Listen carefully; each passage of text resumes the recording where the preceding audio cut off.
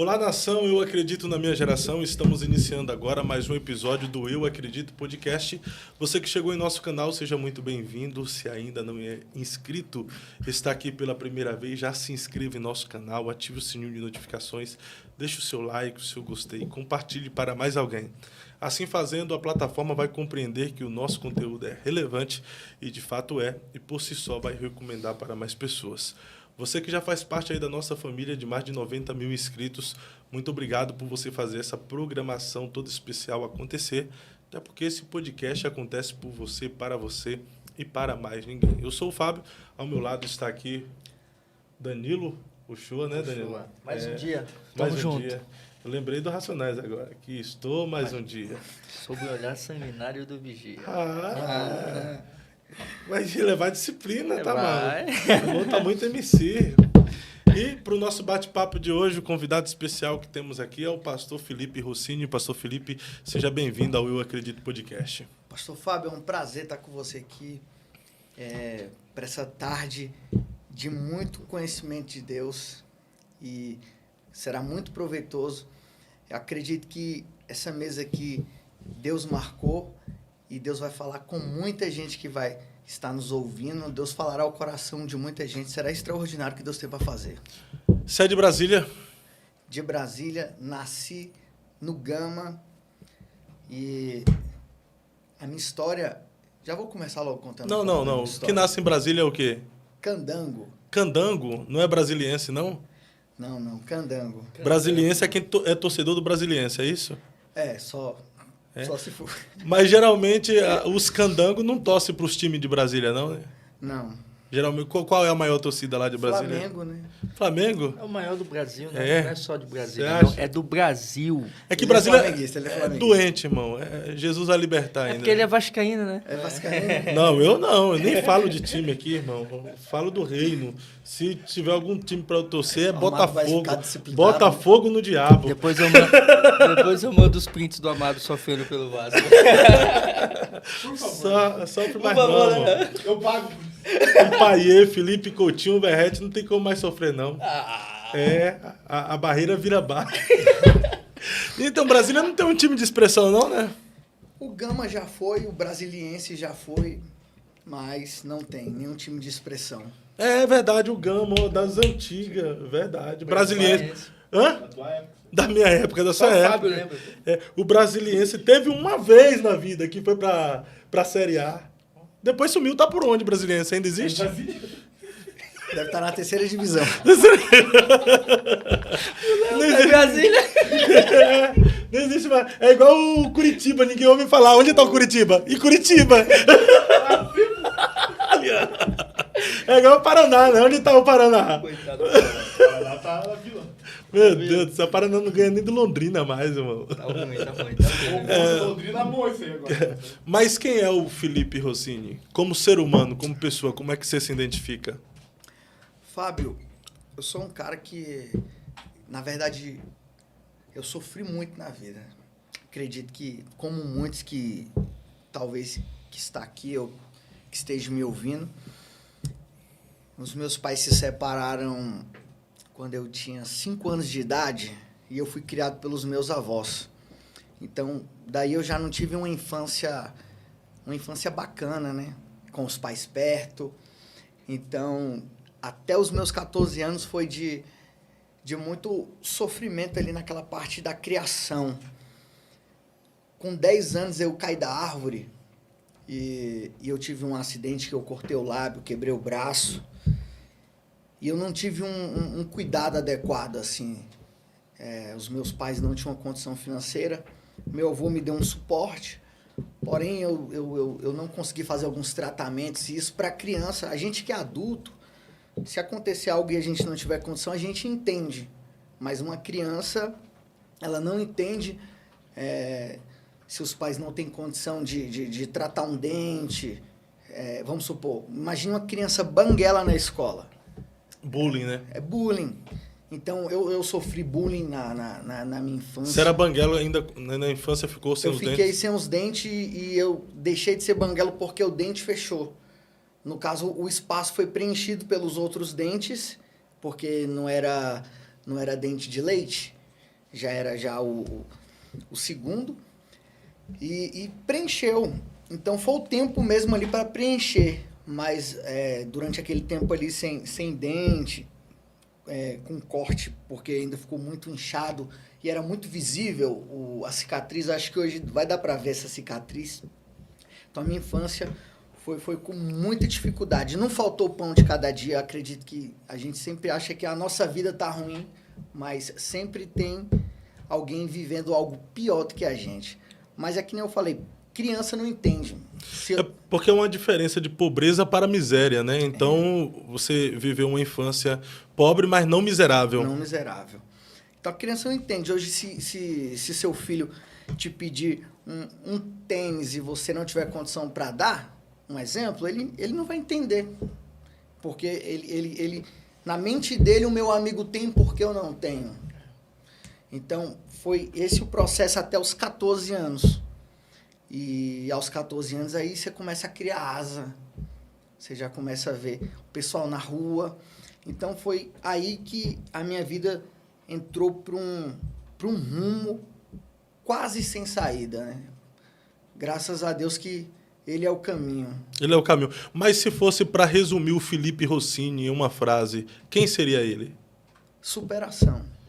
Superação. Você se considera uma pessoa que superou uma infância pobre, de ausência de paternidade, ausência dos pais, e hoje é uma pessoa que tem uma história de vida para contar, uma história de superação. Jesus, ele faz milagre, né? Acredito que se não fosse ele, eu não estaria aqui para contar um pouco do meu testemunho e um pouco do que ele tem feito na minha vida. Porque aos 14 eu me envolvi na criminalidade, no tráfico de drogas. Eu tive diversas passagens como menor. Diversas, não vou citar algumas aqui, porque acho que não vem ao caso, mas como menor fiquei preso 2 anos e 7 meses, tive algumas saídas. Como maior, eu fiquei preso mais uns 2 anos, entre 2 entradas no complexo prisional. A minha primeira entrada lá foi no complexo prisional, foi com um porte de arma, eu fiquei 9 meses. E a segunda, pela bondade de Deus, mesmo ainda não tendo conhecido Jesus, ele me livrou de um júri popular. Poderia ter pegado ali na média de uns 9 anos. E ele me alcançou, me dando uma oportunidade de liberdade, mesmo sem eu me relacionar com ele. E na outra vez, quando eu voltei, com 11 meses, em outro porte de arma, aí foi quando eu conheci Jesus, ali com uns 2 meses. Então, eu me encontrei com Jesus no presídio. Perfeito, mas vamos lá. O que te levou para o crime? A infância. Esse sofrimento da infância influenciou isso? Influenciou Esses traumas, essas dificuldades que você passou? Eu me lembro que eu tinha uma meta quando eu entrei. A meta era cuidar da deficiência que o acidente da árvore deixou. Cuidar da deficiência que o acidente da árvore deixou. Que foi o corte no lábio, os dentes. Os dentes não tem como. Só fazendo o espaço não abre mais. Então, esse foi o meu objetivo. Foi entrar para resolver aquilo que os meus pais não me deram. Só que o diabo ele é tão sujo que ele me iludiu nesse projeto e eu me envolvi dos 14 aos 21 anos e nunca consegui resolver. Enquanto eu não entender, eu vou te perguntar, mas como assim? Você entrou para resolver? Seja mais aberto. Você carregou um trauma até os 14 anos de idade, da infância, a ausência dos pais, a queda na árvore. Isso gerou muitos complexos da sua infância até a adolescência. E aí, com 14 anos de idade, você foi influenciado ao crime por más influências, ou você simplesmente carregou uma revolta dentro de si por causa da sua infância sofrida e agora você queria, enfim, explorar essa revolta sua para o mundo? O que aconteceu? A revolta já tinha aqui dentro, né? Porque assim, quando você vai apanhando, exemplo, o bullying, Hoje em dia tem garotos que se revoltam e assassinam diversas crianças na escola por conta de um bullying. A revolta que eu criei dentro de si foi resolver do meu jeito. E o maior exemplo na rua vai ser o tráfico de drogas.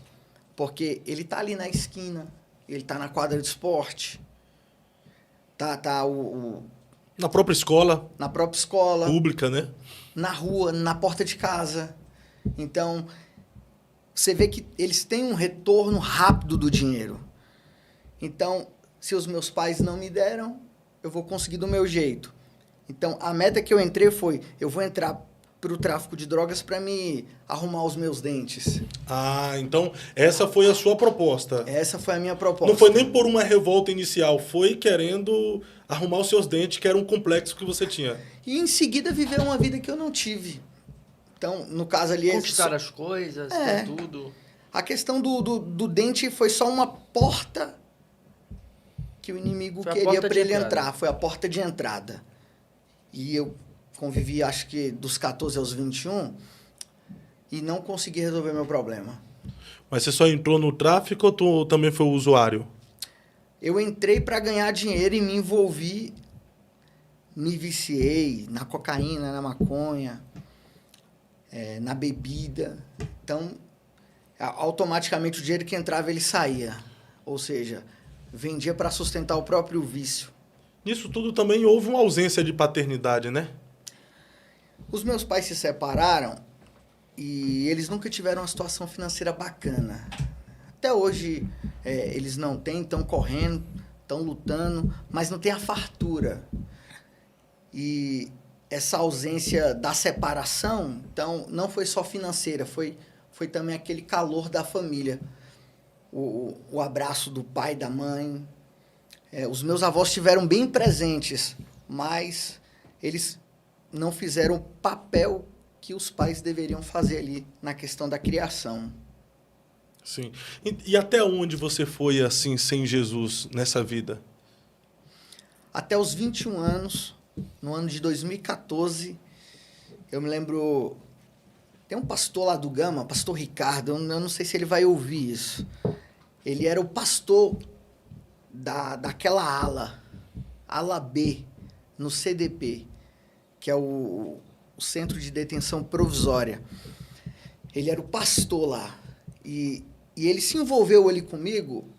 Ele faz até o que Paulo disse: fiz-me de louco para ganhar os loucos. Porque eu ficava falando aquele papo de maloqueiro, aquele papo de criminalidade, e ele já pastor, como ele já foi envolvido, ele ficava envolvido ali naquela conversa. Até o momento que ele ficou tão envolvido ali comigo que eu falava: rapaz, acho que esse pastor, ele não se encontrou com Jesus, não. Só que, na verdade, ele era uma estratégia dele para ele me pescar. E teve um momento que ele foi direto ao ponto. E ele ficou trabalhando essa questão de Jesus. Ele foi semeando a palavra. E eu me lembro que, Fábio, sério, antes de eu aceitar Jesus, eu era mais cristão do que hoje. Antes de confessá-lo. Porque eu me lembro que de madrugada, isso aqui é até emocionante falar, de madrugada as celas ficam desligadas, mas tem luz no corredor. Então eu colocava a Bíblia pro lado de fora da cela para poder ler os textos. E hoje a gente tem Bíblia no celular, hoje a gente tem diversos exemplares de estudos, tem pregações e pouco tempo passamos com Jesus. Uau. Eu me lembro que, olha o tratamento que o Espírito Santo me deu. Todas as vezes que viesse uma música do mundo, um rap, um funk, um sertanejo, todas as vezes que viesse uma lembrança de uma música do mundo na minha mente, eu cantava 3 louvores, que a gente tinha um caderninho de louvor. Aqueles louvores bem antigos. Então, esse foi o tratamento que eu tive. E eu ainda não tinha confessado Jesus. Então, o Danilo foi usado pelo inimigo aqui para... Você vai ter que cantar 3 louvores aqui. Não, 6 que você começou a letra que eu terminei. 6 louvores. Foi usado pelo inimigo aqui, né? Misericórdia. Mas, então, tu conheceu Jesus na cadeia, pô. Na cadeia. Tu tinha pegado quantos anos? Eu tinha pegado 9 anos no porte de arma, porque eu contei que eu entrei a primeira vez num porte. Ganhei um júri, na segunda vez eu voltei no porte. Então, esses 2 portes unificou. Unificou a cadeia dos 2, deu 9, então deu fechado. Aí era para mim ficar 2 anos no fechado e 1 ano no semiaberto. Só que, com 10 meses que eu tava no fechado, a minha cadeia caiu de 9,10 para 8,10, ou foi 7,10, que desceu para semiaberto. Então, eu já fui direto pro semiaberto. No caso, lá se chama Papuda. Fiquei mais 3 meses lá e ganhei minha liberdade. Esse tanto por causa de porte de arma? Porque era restrito. Bandido burro, né? Andava com a arma restrita. Uhum. Olha eu dando conselho aí pros elementos. E aí, Deus foi bom, porque ele quebrou a minha cadeia no meio. Então, acredito que ele entendeu que eu ganhei a confiança do Senhor, porque ele sondou o coração. Quando eu pergunto até onde você foi no mundo antes de conhecer Jesus, eu falo do Felipe, que andava armado, era alguém dependente das substâncias químicas e traficante. Cara, a sua vida então era um terror, né? Vivia os prazeres que o mundo oferecia, mas praticamente estava escravizado. Escravizado pelo tráfico, escravizado pelas drogas, escravizado pelo pecado, pelo crime. É uma cadeia. Às vezes a gente critica as pessoas que não conseguem sair, mas na verdade é uma prisão. E só a misericórdia de Deus para quebrar esses grilhões. Eu costumo dizer que quem está nessa vida, às vezes o cara está ali não é porque ele quer. Ele está ali porque ele não consegue sair. E Deus só trabalha quando ele tomar uma decisão verdadeira e acreditar que aquilo ali já não é mais para ele. Nem todo mundo que está nessa vida, ele pensa em ficar ali para sempre. Você pode conversar, principalmente os caras que já estão naquele estágio já de derrota, já acabado. O cara tem uma luz no fim de um túnel ali para ele. Só que, na verdade, é uma força que ele tem que criar dentro de si. Eu costumo dizer, quando eu estou evangelizando, que Jesus só liberta quem deseja ser liberto. Jesus só transforma quem deseja ser transformado. Se você olhar para o texto de Daniel, quando Daniel é tentado a comer dos manjares da mesa, está no texto assim que Daniel decidiu no seu coração. E o versículo posterior vai dizer que Deus deu graça a Daniel. Deus só dá graça para quem se decide. E essa decisão é as forças que o filho pródigo tirou de dentro de si, quando ele disse assim: levantar-me-ei, irei ter com meu pai e direi, pequei contra os céus e contra ti, já não sou mais digno de ser chamado teu filho. Ele está caído, mas ele fala para si: levantar-me-ei. Ninguém pegou na mão dele, ninguém foi evangelizar. Ele se levantou, e quando ele se levantou, ele já sabia o endereço. Bom. Então esse é o caminho. Então é necessário cair em si, é necessário esse choque de realidade, né? O reconhecimento que precisa de ajuda. Essa questão do cair em si e do se levantar, ela tem uma palavra grega, epistrepo, voltar-se para Deus. É uma ideia aqui no grego de arrependimento. É a mudança de rota. Eu gosto dessa conotação, mudança de rota. O arrependimento ele é muito mais do que a metanoia, a mudança de mente, é mudança de atitude. Então, é uma nova vida, são novas amizades. Ninguém consegue parar de beber jogando sinuca no bar. O problema é que muita gente quer parar, mas não quer se entregar verdadeiramente para Jesus. Enquanto eu vinha dirigindo no carro, eu me lembrei que Jesus se entregou por nós, por que nós não nos entregamos a Ele? Então, na verdade, o que está faltando de alguém que nesse momento está nos ouvindo, que deseja sair das drogas, do tráfico, do álcool, de qualquer pecado que o escraviza, na verdade, é o levantar-me-ei. Dessa daqui eu não volto mais. Boa, boa, boa. E tu viveu esse momento de choque de realidade, do cair em si, que te levou a este despertamento para conhecer a Jesus? Quando eu caí em si, foi um momento que me confrontou muito, porque nas outras 2 passagens minhas, e até como menor, eu criticava muito essa questão de servir a Deus no presídio. Porque, assim, é muito fácil você servir a Deus, não tem uma boca de fumo para você buscar droga, não tem um bar para você buscar bebida, não tem balada, não tem prostíbulo. Cara, não tem nada. Você só tem a Bíblia. Na verdade, em alguns lugares é o único livro que pode entrar. A única atração que tem é os cultos evangélicos, né? A única atração que tem é os cultos evangélicos, o único livro que tem é a Bíblia. Tem cara que tá preso há 10 anos que conhece mais a Bíblia do que a gente aqui. Os caras conhecem a Bíblia de Gênesis e Apocalipse. A exemplo, o próprio Fernandinho Beiramar, né?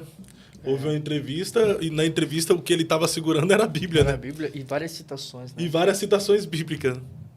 Você tá entendendo? Então, eu criticava, eu falava assim, irmão caô, esses caras estão escondendo atrás da Bíblia. E é porque tá com medo de apanhar, tá com guerra no pátio. Então, criticavam muito. Então, no momento que eu caí em si, foi um momento muito confrontante para mim. Acredito que aquilo que Jesus disse pesa muito. Quando você julga, você vai ser julgado na mesma medida. Então, assim, eu julguei muito. E antes de alguém me julgar, eu já estava me julgando. Isso foi bom porque foi uma responsabilidade que eu puxei para mim. E eu disse assim, cara, eu não posso ser que nem aquele cara que sai daqui hoje e daqui um mês ele volta no tráfico. O cara sai como pastor.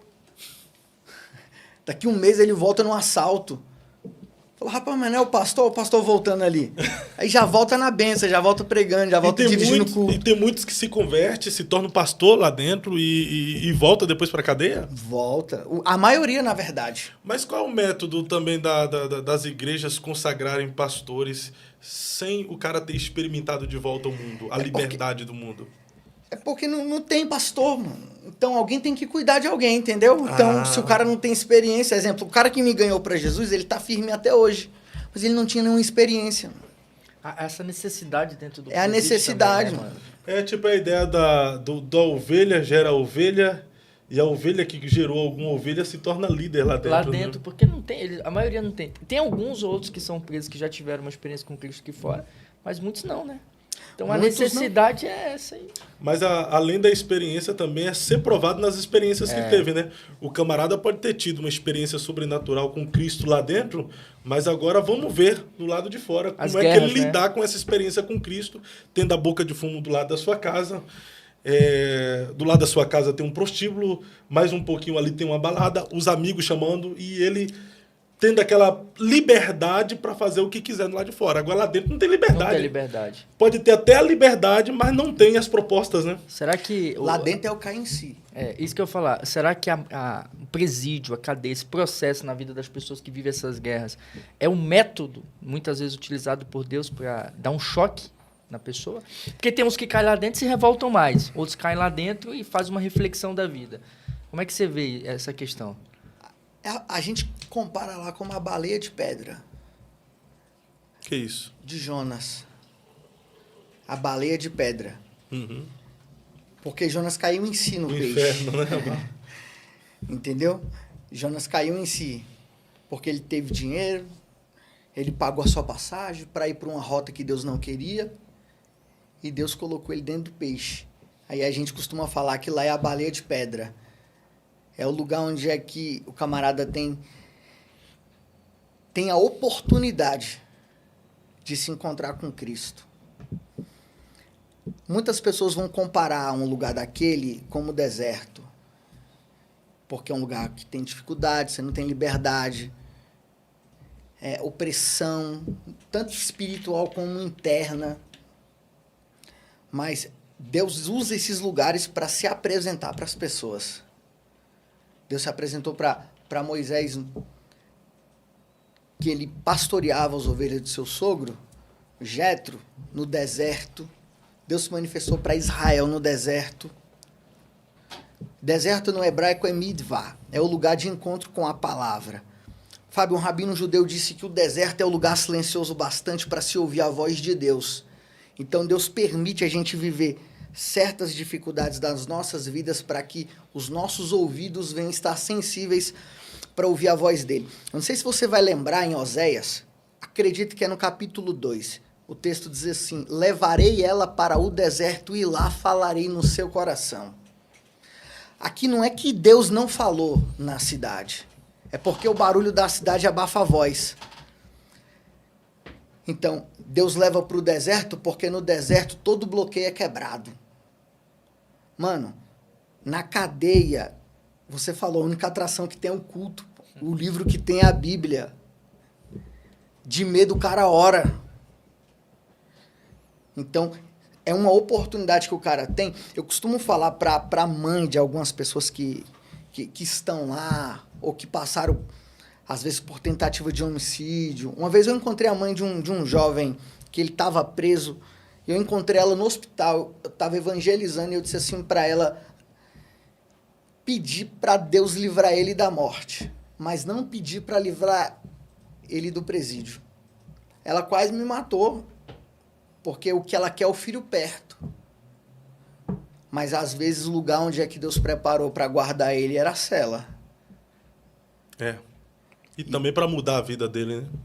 Isso, só que é por isso que eu falo, não coloca a mão onde a mão de Deus está. Porque, exemplo, se eu não sou preso, eu não encontraria com Jesus. Se eu não encontrasse com Jesus, eu não estaria aqui. Sim. Então, a cela foi a baleia de pedra que transformou a minha vida. Transformou o seu destino como o de Jonas, né? O Danilo, no início aqui, ele tinha até feito um questionamento sobre as pessoas que vão para a prisão e têm a sua vida mudada e tem aqueles que se tornam piores. De fato, também. Porque o cara, quando vai lá para a cadeia, ele acaba tendo vínculo com outros bandidos mais experientes. Os caras mais estrategistas que vai dar experiência. O cara, aquele que não se converte, ele pode ficar... Quando eu sair daqui, eu vou ser mais esperto. Quando eu sair daqui, eu vou ser mais estrategista. Tem isso também, não tem? Eles chamam a faculdade do crime. A cadeia, né? A cadeia é a faculdade do crime. E é? Tu que teve lá? Por quê? É porque lá você se encontra com pessoas. Na verdade, o mundo ele é feito de conexões. Então, exemplo, aqui eu tô numa conexão. Só que lá os caras estão numa conexão. É igual os Aí tem itinerantes, gente, né?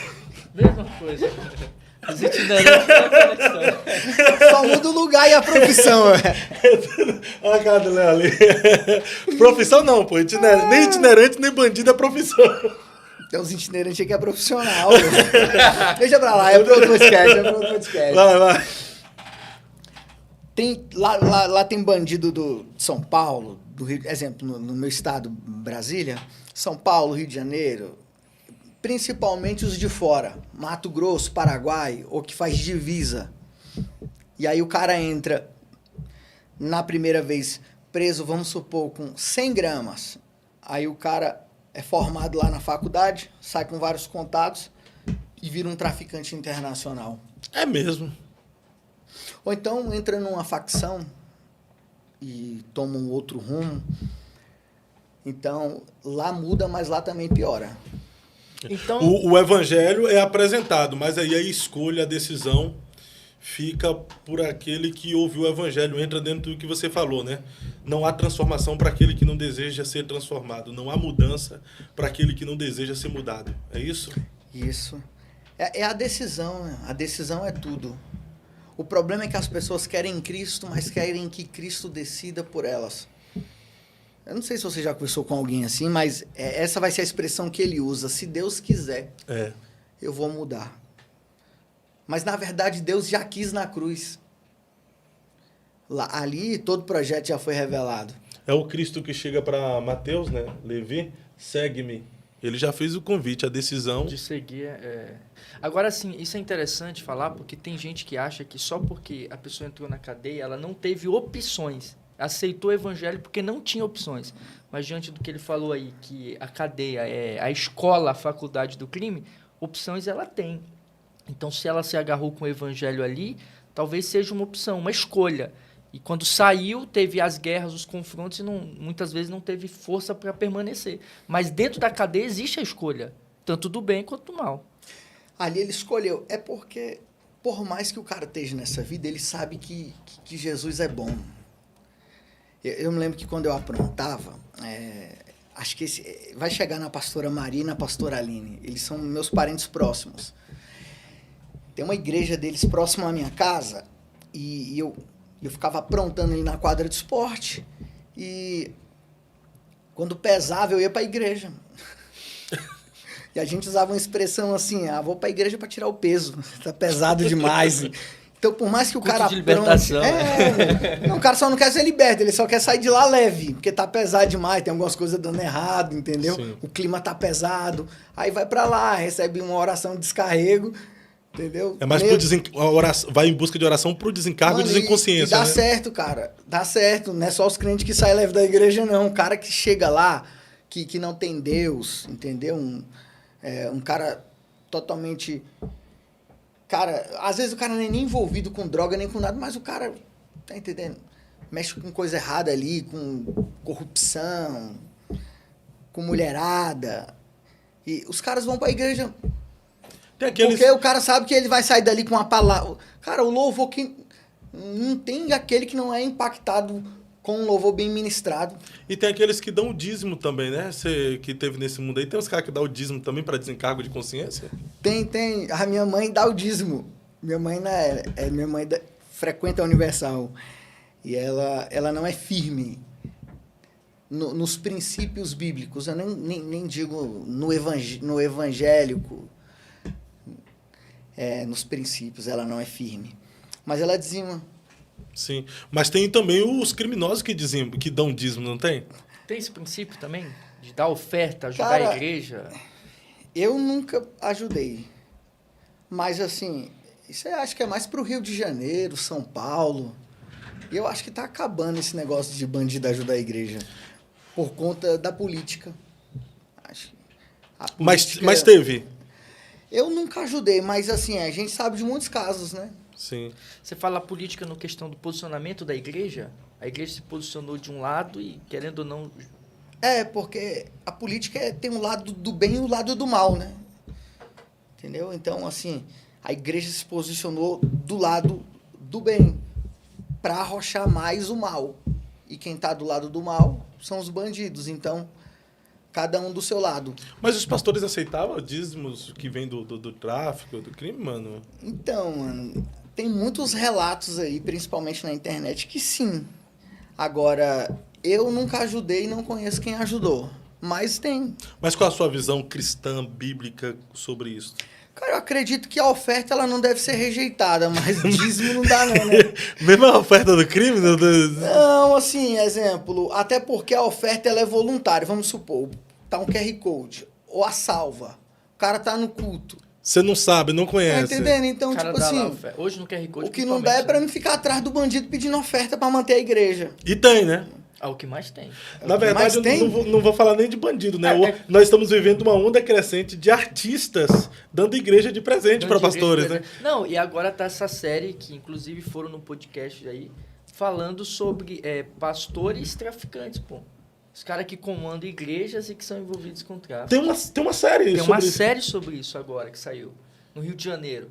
Então é comum, né, mano? Os caras tem tudo. Tem de tudo hoje em dia. Mas... Agora, o pastor correr atrás do traficante para ajudar a igreja, manter a igreja, esse cara não entendeu direito. Foi um cara preso aí, do primeiro comando, que ele era pastor, mas ele era envolvido com tráfico há anos. E era pastor há anos. Era tipo... Não era nem para lavar nada, era só para disfarce. Acredito que era algo do tipo. Não era por causa de dinheiro. Acho que era pro cara estar atuando e não ser pego ou não ser investigado. Quem vai investigar um pastor no tráfico? Mas hoje a própria cadeia, por exemplo, tem muita gente que se converte dentro da cadeia, mas é por desespero também, achando que a pena vai diminuir. Tem esses também, né? Agora sou crente e tal, aí dá aquela mudança de comportamento, mas tudo dele é desespero, medo de apodrecer lá na cadeia, mas não houve aquela mudança de fato. O seu coração não está totalmente entregue a Jesus. Ele mesmo sabe que saindo dali, ele vai voltar pro mundo do crime. Não existe isso também? Existe. No dia que eu aceitei Jesus num culto na rua, foi mais por emoção. Tava pesado. O clima estava pesado, a mente estava pesada, e ali, quem quer aceitar Jesus? Eu levantei minha mão. Só que, na verdade, eu levantei minha mão já desviando já. Porque quando eu saí na porta da igreja, o pastor falou, olha, agora tudo vai mudar. E eu falei, não, pastor, não é bem assim, ninguém muda da noite para o dia. Então, Quando você ouve alguém falando assim que ninguém muda da noite pro dia, que na verdade ele não tá querendo Jesus. Ele já tá colocando já uma dificuldade em se firmar. Tu aceitou Jesus quantas vezes? 2. Uma eu aceitei e a outra eu me reconciliei. Aí de lá pra cá, só pedindo oração mesmo no final do culto. Mas tu teve uma experiência marcante com Deus, assim, para entregar a sua vida de corpo e alma e para viver essa metanoia, essa mudança de mente, mudança de atitude? Mano, acredito que a escassez, as portas fechadas, as dificuldades, os projetos mal sucedidos e por aí vai. São oportunidades que Deus cria para a pessoa mudar a vida dela. Exemplo, a meta que eu entrei, eu não consegui. Quero arrumar meus dentes, mano. Como é que o cara que ganha dinheiro não consegue arrumar o dente? Tu continuou no crime e Eu permaneceu não consegui feio. arrumar o dente, permaneci feio. Passei a me arrumar agora. Você arrumou os dentes agora depois que veio pra Jesus, então, mãe? O que tu nunca conseguiu no mundo, conseguiu com Jesus. Mano, eu acho que eu consegui um Monza. No crime eu consegui um Monza, ainda bati a traseira dele. Tava numa balada lá, só consegui um carro velho de 3 mil. Hoje Deus me deu um Corolla aí 2017. É que o o mais dinheiro top de linha. O dinheiro é amaldiçoado do crime, né? Aí Deus vai fechando, mano, o caminho, tá entendendo? Eu já tive contato com um cara de fora, através de amigos meus. Já recebi na garagem da minha casa. Tava lembrando esses dias. 2 coroinhas de chapéuzinho. Os caras vêm num Passatzinho antigo. Ou era um Voyage antigo, antiguinho. Entendeu? Com 10 quilos de crack dentro do carro. Eles vieram direto do Mato Grosso. Então, já tive alguns contatos assim. Mas, cara, eu nunca prosperei. Eu entendi o seguinte, Fábio. Que o diabo, ele escolhe duas pessoas. 2 tipos de pessoa. Ele escolhe uma pessoa para ele massacrar, que senão ele não é diabo, mano. E ele escolhe um para prosperar. Porque, exemplo, se ninguém prospera, ninguém entra. Então, assim, é a isca. Então, cara, ele vai usar alguém assim para falar, cara, você vai arrebentar na vida, tá entendendo? Vou te dar carro, vou te dar mansão, você não vai ser preso, vou te guardar da cadeia, vou te guardar da morte. Porque alguém tem que ser espelho para um adolescente que está entrando. E aí eu fui o exemplo do massacre. Eu não ganhei nada e ele me massacrou. É o exemplo do Tigrinho, né? Ele tá descrevendo aí, eu tô vendo só as pirâmides da vida. Um dá certo e o resto sofre, né? O Tigrinho também, né? Tem gente que fala, eu ganhei. Aí tem outro lá que tem uma menina esse dia testemunhando, não, né?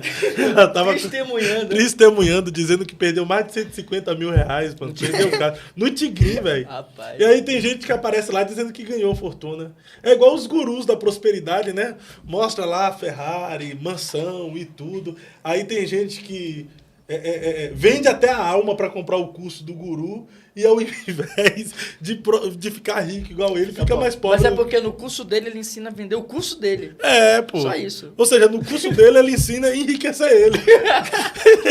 É o crime. É o crime, pô. Mano. Ele usa uns para prosperar e outros para massacrar. E eu fui esse cara. Você foi o escolhido para ser massacrado.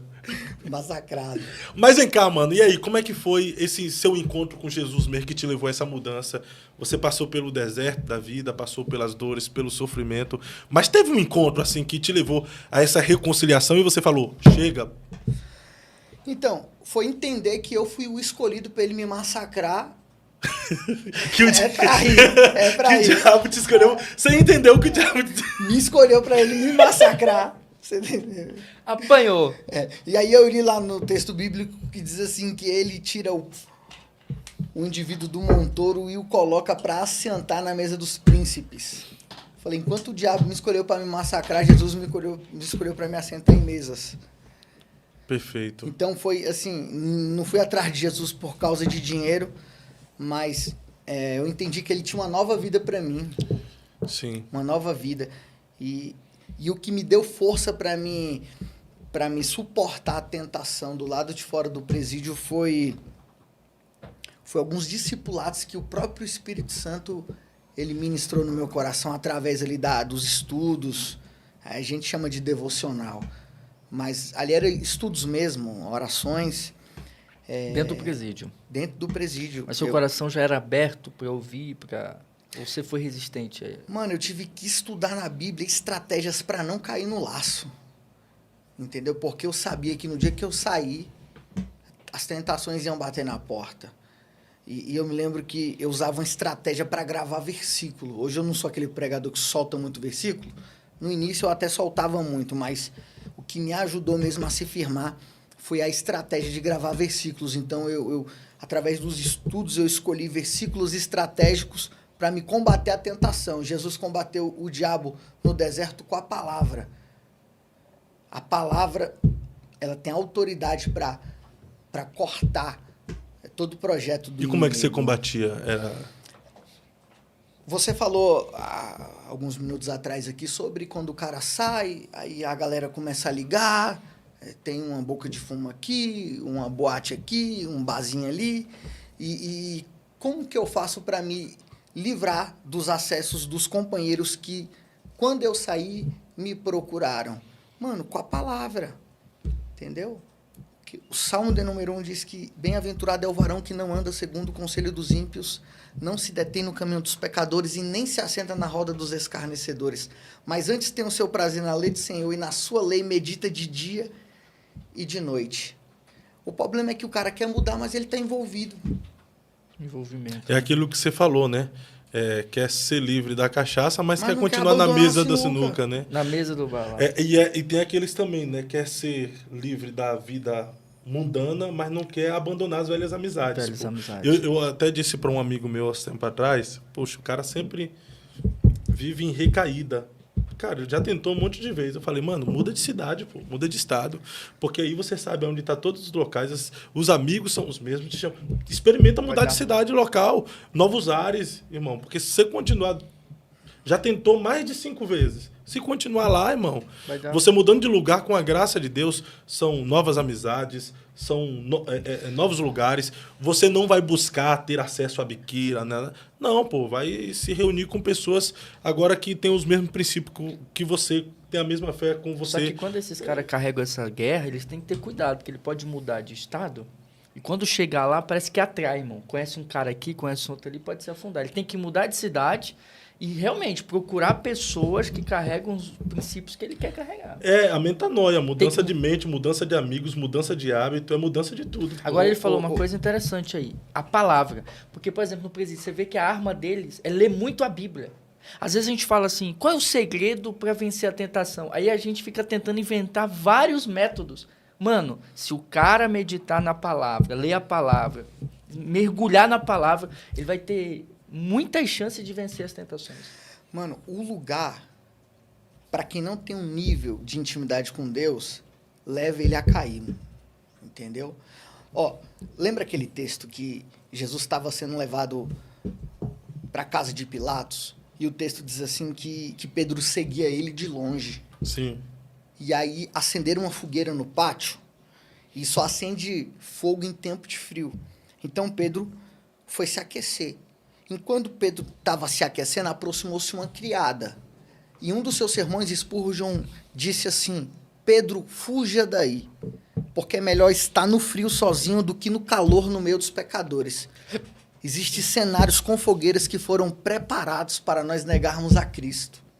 Uau. Quando a criada pergunta se ele conhece o mestre, ele nega. Porque enquanto Pedro se aquecia para ter prazer, ele negava. Porque o mesmo fogo que te aquece é o mesmo fogo que te queima. Então é melhor estar no frio sozinho do que no calor no meio dos pecadores. E essa foi a estratégia que eu usei. Vou ficar solitário, vou ficar sem amigo. Daqui que eu venho construir novos relacionamentos, vou me sentir sozinho. Mas é melhor estar sozinho com Deus do que, às vezes, próximo a alguma amizade que me levaria a recair da onde eu lutei para sair. Então, assim, a galera me procurou, eu não dei espaço. Mano, eu era chato, cara. O cara parar do meu lado para ficar um tempo comigo. É Bíblia, mano, nele. É aquele crente chato, novo convertido. Os caras não aguentavam, não. Um cara da cadeia me ligou para falar comigo, tome Bíblia nele pelo telefone, entendeu? Os caras estavam em guerra. Quando eu fui preso, se dividiram, os caras estavam em guerra. Chegou um grupo lá para falar comigo, tome-lhe Bíblia. Aí o grupo saiu. Chegou o grupo rival, que também era meu amigo, tome-lhe Bíblia. O grupo saiu. Então, a estratégia que eu usei para os caras se afastar de mim, me deixar em paz, é Bíblia neles. Ou eles ficam aqui, é transformado, ou suma. Até hoje eu sou um pouco isolado e tem gente que fala assim, pô, o Felipe mudou de vida e... Mas não é, mano. Cada um reconhece a sua fraqueza. Fraco. Forte não é o fraco que se acha forte. Forte é o fraco que reconhece a sua fraqueza. Sim. Então, mano, eu não vou ficar ali... Não é porque eu conheço o cara há 10, 15 anos, que eu convivi com ele ali naquela vida, cresci com ele, tempo de escola. Cara, tem relacionamentos que não é pra mim, mano. Assim, eu costumo falar, eu nunca vou rejeitar um socorro. Agora mesmo, há uns 2 finais de semana atrás, eu socorri um cara viciado em crack. Ele estava num culto que eu estava pregando, que era voltado para isso. Eu socorri ele, tirei um tempo, levei esse cara para casa de recuperação. Cara, foi 2 dias, ele engordou, o auxílio saiu, ele voltou para... Uma colega minha, que era esposa de um amigo meu, cara, parceirão de crime, me procurou, levei cesta, levei para a igreja. Então, assim, me procurou, eu ajudo. O que não dá pra mim é ir pra casa do fulano, que eu fiquei 10 anos envolvido com ele pra bater papo. Até papo secular. Aí, do nada, o cara tá ali, aí chega um cara, pega um negócio, chega um carrão, não sei o... Quando não, a bala come ou você vai preso no meio. E também corre o risco de ser tentado ainda, né? Por alguma coisa. Porque as más conversações corrompem os bons costumes. Tentação você foge, né? Você vai ouvindo más conversações e isso vai alimentando, né? Aquilo que você alimenta é aquilo que você deseja, é aquilo que você quer. Então, a melhor coisa é se afastar. Então, eu conheço pessoas que querem vir para Jesus e quer continuar com as mesmas amizades. Não dá, pô. Ah, não, mas agora eu vou ter que abandonar os meus amigos, pelo menos por um tempo, até você alcançar a maturidade na fé. Eu acho que essa radicalidade precisa existir. Abandonar mesmo, se afastar por um tempo. O problema é que as pessoas vêm, mas não querem essa mudança. É a renúncia, né? É o essa negar renúncia a si não mesmo, existe né? mais. É por isso tantas Tu quedas. precisou renunciar, né? Muitas coisas. Muitas coisas. A vida cristã é feita de renúncia. Quem quiser me seguir não é obrigado. A galera pensa que Jesus vai obrigar. Não obriga. Quem quiser. Mas para quem deseja segui-lo tem que cumprir princípios. Negar-se a si mesmo, carregar a cruz e seguir. E tem um detalhe aqui. Só é possível carregar a cruz quem nega-se a si mesmo. E negar-se a si mesmo é uma palavra grega aparneomai. Dizer a si mesmo, não te conheço. Nós não estamos livres do encontro com o velho homem, mas todas as vezes que nós nos encontrarmos com ele é necessário dizer, eu não te conheço. Isso é renúncia. O passado precisa não ser reconhecido. Perfeito, perfeito. Mas assim, geralmente quando a galera sai lá do mundo e tal, eles contam que tiveram uma experiência sobrenatural com Jesus que levou ele a uma mudança de vida, né? Existe até uma frase dentro de uma canção que diz que aquele que já pisou no Santo dos Santos, em outro lugar não sabe viver. E eu concordo, aquele que teve uma experiência sobrenatural com Deus, ele fica mais forte para resistir às tentações, os convites atrativos e aquilo que é convidativo para a carne dele. Tu não viveu essa experiência sobrenatural, foi uma decisão mesmo. Eu vou mudar de vida, eu quero mudar de vida, eu preciso mudar de vida. E aí, através dessa decisão, você se alimentou da palavra e usou a palavra para combater as tentações. A decisão, ela não veio através de uma experiência sobrenatural. A decisão, ela veio por conta de uma realidade. Mas depois da decisão, eu busco ter experiências com Deus. Uma missionária no início da minha fé, ela olhou para mim e me fez uma pergunta. Felipe, você tem experiências com Deus? Eu respondi para ela, são poucas. E ela me disse, procura ter experiências com Deus, porque são as experiências com Deus que vão te fortalecer no dia mal. Porque o nível da sua intimidade revela o nível da sua resistência. Eu procuro ter experiências e tenho vivido experiências com Deus. Tanto na área espiritual, quanto na área ministerial, quanto na área material. Demorou, mas chegou. Tenho vivido essas experiências. Tenho vivido experiências com o Espírito Santo. Mas a minha conversão, ela não veio baseada em uma experiência. Tipo, sei lá, glória desceu, fumaça, anjo, não teve nada. Não fui tocado fortemente pelo Espírito Santo. Na verdade, eu vou falar que acho que vocês nunca nem ouviram isso aqui. Ou talvez é só minha essa experiência, não foi sobrenatural. Eu gosto de ouvir coisas que eu nunca ouvi. Mas acho que as pessoas têm dificuldade de ser sincero. O dia que eu aceitei Jesus, que eu me reconciliei lá no pátio, foi o pior dia da minha vida. O pior dia não, foi o dia mais triste da minha vida. Por quê? Porque não há alegria quando há sepultamento. A gente enterrou minha avó esses dias e por mais que ela já foi na velhice, mano, não tem alegria. E essa é a expressão que a Bíblia usa. Para morrer para o mundo e renascer para Cristo. Então, quando eu estava caminhando para poder fazer aquele ato do apelo, cara, enquanto eu dava os passos, foi um momento muito triste, porque eu sabia que eu ia ter que abrir mão dos prazeres da carne, mano. E se o cara falar para mim que o prazer da carne não é bom, ele tá mentindo. Se não fosse bom, não tinha uma galera aí. Se não fosse bom, um show não dava 20 mil pessoas com ingresso de R$200. E quando a gente bota R$50 na igreja, o povo diz que o pastor é mercenário. Entendeu? Se não fosse bom, os caras não pagavam, sei lá, R$600 uma garrafa de uísque com energético. Não gastava 1.000, 2.000 na noite. Se o prazer da carne não fosse bom, entendeu? Os prostíbulos não estavam cheios, o inferno não estaria vazio, amigo, se o prazer da carne não fosse bom. Então, quando você estava ainda ali a aceitar Jesus, você foi pensando em tudo. Pô, vou ter que deixar isso, abandonar aquilo. Mano, e aí... Então você foi acabou. consciente. Eu fui consciente. Você sabia o que você estava fazendo ali com a gente. Isso é interessante, né? Porque muitos aceitam a Jesus ali pela paixão. E a paixão, ela é empolgante, né?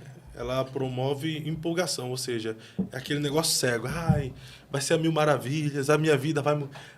e acha que as coisas vão acontecer simplesmente por um poder transformador. Uau, agora não vou sentir mais desejo, não vou ter mais vontade de fazer nada, não vou ter mais... Sim, não é. Então, essa questão aí é mais amor, que é uma decisão, é uma escolha, né? Eu vou sentir vontade de ir na balada, mas eu decido ficar com Jesus. Eu vou sentir vontade...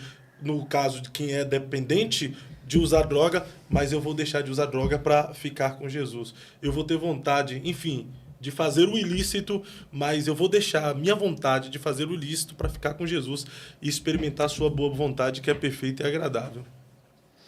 Você falou um negócio interessante, que tudo vem pelo ouvir. Quando eu olho para Sansão, essa mensagem eu estou pregando ela para os jovens, mas isso aqui, mano, pega para todo mundo. Tudo começa a partir do olhar ou a partir do ouvir. É por isso que tem coisas que a gente deve evitar. Porque Sansão, ele matou o leão sem nada nas mãos, ele rasgou o leão no meio. Olha a força que o cara tinha. Depois de um tempo, quando ele voltou, o texto diz que ele desviou para olhar o leão. Na verdade, o que Sansão deveria ter feito era ter continuado caminhando. Só que ele desvia para olhar. Não para lembrar a vitória, mas porque está curioso. Então, se Sansão não desvia, Sansão não olha, ele não toca no mel e não se contamina. Porque quando ele vê o mel, aí se torna desejável. Se ele não para olhar, ele não sentiria desejo. E aí é que está o problema. Quando ele viu a Filisteia, quando ele viu a prostituta em Gaza, quando ele viu Dalila. Na verdade, a estratégia de guerra dos filisteus, quando eles furam os olhos de Sansão, é essa aqui. Vamos furar os olhos de Sansão porque ele não terá direito de contra-atacar. Só que, na verdade, aquilo que eles achavam que enfraqueceria Sansão foi o que o fortaleceu. Porque cego ele olhou para dentro de si.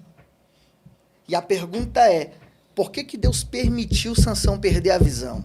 É porque tudo aquilo que te faz se afastar de Deus, Deus permite você perder. Jesus disse assim, em Mateus 5, se o teu olho te faz pecar, arranque-o. Porque é melhor entrar no céu com a olho do que com os dois olhos para o inferno. Cara, sem mediar, eu estou sentindo Jesus aqui. Essa tarde é tarde de você perder algumas coisas. É uma frase que muita gente usa, mas lá vai. Deus prefere te ver perdendo do que te ver perdido. Boa. Bom, muito bom. Muito forte. As pessoas não estão dispostas a perder. Não, as pessoas não estão dispostas a deixar Jesus tirar as coisas. Acho que falta essa consciência, a paixão. O cara apaixonado, como o Fábio disse, o cara apaixonado, ele aceita Jesus pela empolgação do momento, para se livrar de uma situação de momento, mas logo quando vêm as batalhas da fé, porque a fé trava essas batalhas. Uma vez nós fizemos uma live bem na pandemia, lembra, Edu? O que não nos contaram quando aceitamos a fé. Os desafios de caminhar Essa com é ele. forte. O que não nos contaram quando aceitamos a Jesus, né? Você lembra disso? Foi Lembro, muito lembro. forte. Então, acho que é isso. Essa é a realidade. Você foi, caminhou consciente, sabia das batalhas que ia travar, sabia que poderia fraquejar, tropeçar. Eu acho que essa deveria ser a decisão e a atitude de todo mundo que vai aceitar Jesus. Ciente de que ele não será um super-homem, de que ele vai travar as guerras, as batalhas, mas se ele for consciente de que Cristo é o Senhor da sua vida, ele rompe e vence qualquer guerra, qualquer aflição. Mano, você pegou pesado aí. Porque o problema está em como nós apresentamos Cristo às pessoas. Esse é o problema. Nós romantizamos demais o evangelho. Às vezes o cara apresenta um Cristo que não existe só para ter o prazer da pessoa ir para a igreja dele. Ou aceitar Jesus na mensagem que ele vai pregar para ele postar 20 almas no altar. O evangelho que transforma é o evangelho que não foi transformado pelos homens. Todo evangelho transformado pelos homens não transforma. Acho que essa é a nossa realidade hoje. O evangelho Pegou que pesado aí. o evangelho que conforta é o evangelho que confronta, né? É. E essa percepção de que você vai ter que abrir mão de muitas coisas por causa de Jesus, ela é real. O que Jesus apresenta é meio que paradoxal, né? Bem-aventurado, mais que felizes são aqueles que choram. Como assim? Isso é evangelho, né? Feliz é aquele que ri, pô, mas Jesus está falando mais que feliz é aquele que chora, porque eles serão consolados. Mais que feliz é aquele que está em paz, mas Jesus vem e fala, não, mais que feliz é aquele que sofre perseguição por causa da justiça. Jesus, ele apresenta algo meio diferente, né? Porque aquele que ganhar a sua vida por amor de mim, perder lá, não, poxa, eu tenho que ganhar. Porque agora eu tô com Jesus, mas não. Aquele que ganhar a sua vida, perder lá. O conceito de sucesso para ele é contraditório, né? Já Mas pensou? aquele que perder vai ganhar, ou seja, a gente tem que perder, tem que abrir mão. Isso é o evangelho. O problema é que a nossa mente foi ativada para ganhar. As nossas mensagens são Triunfalistas, triunfalistas. Então, assim, a gente ensina... E eu acredito que, na verdade, tem um desequilíbrio. A Bleia prega muito sobre o pecado. E as comunidades pregam muito sobre ganhar. E eu acredito que a Bleia está precisando um pouco de ouvir a mensagem que a gente precisa conquistar algumas coisas. E as comunidades precisam entender que a gente precisa perder algumas coisas. É meio que... Cara, só você pega o YouTube e você pega um culto da Bleia do Nordeste. Bota lá. Aí você pega um culto de uma mega church e analisa lá os cultos da semana. 2, 3 cultos. Analisa lá e você vai ver. É isso. De um lado, a pessoa nunca fala que vai perder e do outro lado é só taca. Nunca vai ganhar. Tá entendendo? É só taca. Jesus é o centro e pá, foge do pecado. É verdade, é verdade. E aí o que acontece? Eu acredito que a Tem gente um precisa ter um desequilíbrio. pouco de cada. Tem que ter esse Tem que ter desequilíbrio. um pouco de cada. Existem pessoas que, se elas forem alcançadas por essa mensagem do ganhar, elas não suportam essa liberdade. Eu acredito que Deus prende algumas pessoas em determinados lugares por conta da mentalidade. Então, esse equilíbrio o evangelho não é só perder. O evangelho também te dá algumas bênçãos, algumas conquistas, né? Mas o evangelho não é só as conquistas. O evangelho também vai tirar muita coisa. Você vai chorar, você vai sofrer, você vai ser perseguido, você vai sentir dor. E esse evangelho não está sendo apresentado. Não está sendo apresentado porque você vai perder membro, vai perder like, não vai ter curtida no Instagram. Não vai ter sucesso, irmão. Mas o perder a percepção dele de morte, né? É. O perder do evangelho ali, essa percepção de morte. Você vai ter que morrer. Você vai ter que sepultar o velho homem. A caminhada dele ali até o altar para Jesus foi isso. Foi sepultar o Ele velho homem. sabia que o velho homem, os Poxa, prazeres, né? vou ter que deixar isso, vou ter que abandonar isso, vou ter que deixar de fazer aquilo que me proporciona. Isso é sepultamento, pô. É a consciência de que você está sepultando a si mesmo. Só que se a gente parar para pensar aqui, ele falou o seguinte: a pessoa que recebe o evangelho do ganhar, quando ele passa por um momento difícil, ele não suporta. E aquele que foi ensinado ali, só aquela doutrina, só taca, que a mente dele não está preparada também para viver algumas coisas novas, e às vezes ele não vive porque a mente dele não permite ele viver. Você quer ver um exemplo? Eu estava numa mesa, na cidade de Águas Claras, numa das igrejas do nosso campo. Estava na mesa tinha vários empresários, é uma das regiões mais ricas lá. E eu estava oferecendo esse Corolla e eu falei assim pro empresário, falei, esse carro não é para mim. Aí ele olhou assim para mim e falou, cara, não diga que esse carro não é para você. Você viu o formato da minha mente? Por que o carro não é para mim? Por que é para o outro, mas não é para mim? Porque a minha mente não foi trabalhada para viver coisas extraordinárias. Então, o que acontece? De um lado, o cara sofre uma tribulação e foi lhe apresentado um evangelho de facilidade. Então, ele não suporta. Do outro lado, foi lhe apresentado um evangelho só renúncia. E a mente dele não é trabalhada para ele viver coisas extraordinárias. E chega uma hora, mano, que ele vive aquela crise que o salmista viveu. Que, tipo assim, pô, o ímpio prospera e eu tô aqui na merda. Tá entendendo? Eu tô aqui contando as moedas para pagar o boleto. E esse deserto não acaba, a terra prometida só o céu. E aí tem hora, mano, que o cara não aguenta também. Porque, tipo assim, pô, eu tá entendendo? Eu honro a minha família, eu honro Deus, eu honro o meu patrão. E, tipo assim, cara, a minha vida não sai do lugar.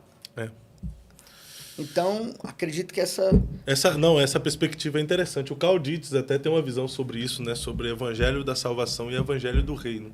Quando você prega só o evangelho da salvação, você está dizendo, você vai ser salvo e ponto final. Mas o evangelho do reino, você prega o pacote completo. E dentro do pacote completo está inclusa a salvação. Mas aí vem a prosperidade plena, a vida plena, vem a saúde, vem a bênção financeira também, que está incluso dentro do evangelho. E, de fato, o evangelho de Jesus, o cristianismo, é a única religião que ressocializa pessoas. Você tem testemunhos de alguém que era morador de rua e hoje é empresário, pô. Ó, o cara era, desculpa aqui, mas era nóia. Cocaína, viu? Era nóia, era cheguei no crack, não. Era nóia, mas hoje tá de Corolla. Isso é o quê? O evangelho do reino, que ressocializa. Quem era eu, pô? Entendeu? Quem era você, Fábio? Cara, um merda mesmo, usar a sua expressão aqui. Era meu Deus do céu. Ninguém na barriga. Não é ninguém, pô. Cicatriz 19 pontos na barriga, bala alojada no corpo. E hoje Deus tem sido... A matéria do corre também, né? Hoje Deus tem sido bondoso para conosco e tem nos ajudado. Mano, eu nem tinha expectativa de casar, pô. Casei, meu irmão. Entendeu? É milagre, irmão. É milagre. Então, assim, o evangelho tem essa perspectiva. E a gente precisa entender que o evangelho tem esse conceito, tem essa proposta de pegar a pessoa que está destruída na sociedade, transformá-la e devolvê-la à sociedade com uma mensagem. Sim. A gente não pode achar que o evangelho nos separa da sociedade. Na verdade, a ideia de Cristo é nos levar como ovelhas no meio dos lobos. Então, é tornar-nos a sociedade, mas restaurados, restituídos. É o caso de vocês. Entra o que ele falou, a superação. Pô. O evangelho proporciona ao ser humano uma vida de superação. Mas não é só isso. Prioridade é a salvação. É igual muita gente criticando eu vejo gente falando direto contra a teologia da prosperidade. Eu vejo detonando gente, assim, são leigos na fé e leigos bíblicos. A teologia da prosperidade é bíblica. Me aponta ali um dos patriarcas que foram pobres, Abraão, Isaac e Jacó. Me aponta um personagem bíblico, assim, de relevância que foi miserável. O bispo Samuel Ferreira estava defendendo aí, né? A teologia da prosperidade é bíblica. O errado é colocar ela como prioridade e ensinar você apenas ter uma vida próspera na terra. O evangelho apresenta para você o quê? A salvação, mas ao mesmo tempo apresenta para você uma vida plena nessa terra. O problema é que, na verdade, deveríamos definir Acho que a palavra é essa. Deveríamos definir o erro de se usar a teologia da prosperidade, que é só essa teologia. Não tem outra teologia para eles falarem. Mas dependendo, você pega uma universal da vida, cara, você tem os cultos específicos. Você tem um culto que o cara lá fala sobre salvação, fala sobre céu e inferno, que eu já vi. E aí você tem um culto dos 300, que eu já fui na vigília dos 300 na Universal, no Templo de Salomão em São Paulo, que a pegada dos caras é falar sobre prosperidade. Pô, você sai dali com uma mente, de fato, acreditando que você é um filho de Deus, teve a sua vida mudada, transformada, você foi salvo e você está pronto a prosperar nessa terra para abençoar essa sociedade. Mas não é bem assim, mano. Tem muita igreja que, tipo assim, só prega, vai melhorar. E não vai? Mas, pô, mano, só tem um vai melhorar pra pregar?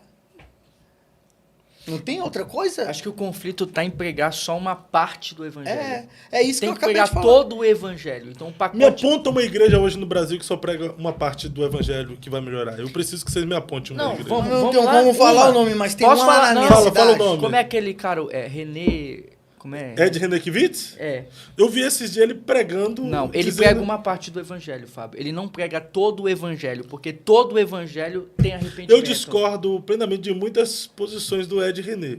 Mas Porque nessas ali discordâncias... vai pra heresia, vai pra bestialidade. Então não é todo o evangelho. Vai pra Não é bestialidade. todo o evangelho. Mas a questão de dizer que ele só prega que vai melhorar, eu não vejo. Não, mas não tem arrependimento. O Ed René. Me fala uma igreja aqui que só prega vai melhorar. Ele não prega todo o evangelho. Não cara. prega todo o Não, evangelho? porque o evangelho, ele tem essas bênçãos, ele tem Tem. isso, mas ele tem o arrependimento, a mudança de mentalidade. O evangelho vem assim, mas eu vou transformar. A minha crítica ao Ed René é o progressismo E é contra foi o evangelho. que foi instalado na vida. Só que eu já O vi... progressismo é contra o evangelho. Você Se já- é contra o evangelho, ele não está Você pregando todo o já evangelho. viu a série dele do Talmidim, a Talmidim, a série Os Discípulos, do Ed René? Meu Deus do céu, pô, nega-se Não, assim- peraí, ah, Fábio. nega-se Ó, assim não quer mesmo. dizer que... Oh! Ó, vamos lá.